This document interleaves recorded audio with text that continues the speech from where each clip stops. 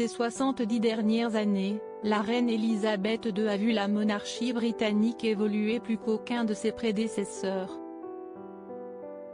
Et si certains changements lui rendent la vie plus facile, d'autres sont bien plus difficiles à encaisser pour la chef du Commonwealth.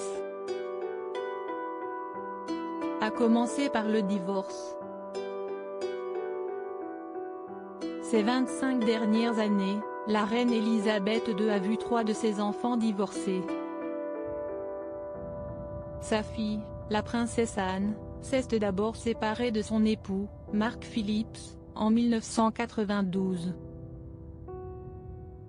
Est ensuite venu le tour du prince Andrew, qui a divorcé de Sarah Ferguson en mai 1996, puis celui du prince Charles, qui après des années de scandale, a rompu son mariage avec Lady Diana en août de la même année.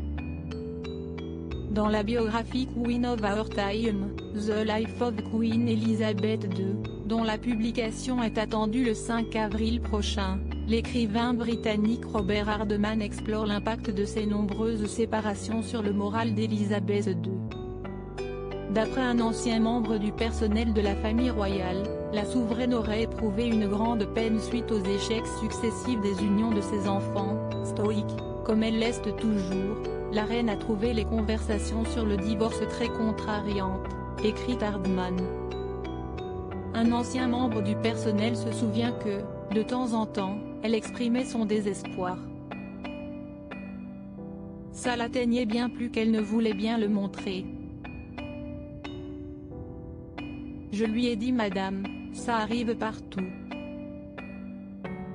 Si est presque commun.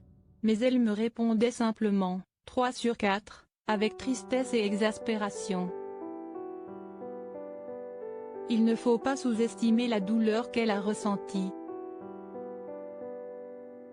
L'autruche impériale. Si le divorce de ses enfants a tant touché Elisabeth II, si est que la souveraine a toujours été très attachée aux traditions et à l'institution du mariage. Elle-même est restée mariée au prince Philippe, duc d'Édimbourg, pendant près de 70 ans. Néanmoins, toujours selon Robert Hardman, Elisabeth II n'a que très rarement laissé paraître son désarroi en public. Dans les années 1990, alors que le mariage de son héritier, le prince Charles, et de Lady Diana, volait en éclats aux yeux de tous, la souveraine a toujours fait passer la fonction avant ses émotions. La stratégie de sa mère, dans ce genre de situation, faire comme si rien ne se passait, avait été surnommée l'autruche impériale par les membres du staff royal. La réaction de la reine, comme toujours, était de suivre de l'exemple de son père, absorbé par ses journées en mer, et de traiter l'adversité comme l'océan. La reine a parfois été critiquée pour ses réactions jugées trop lentes, mais elle n'a jamais paniqué.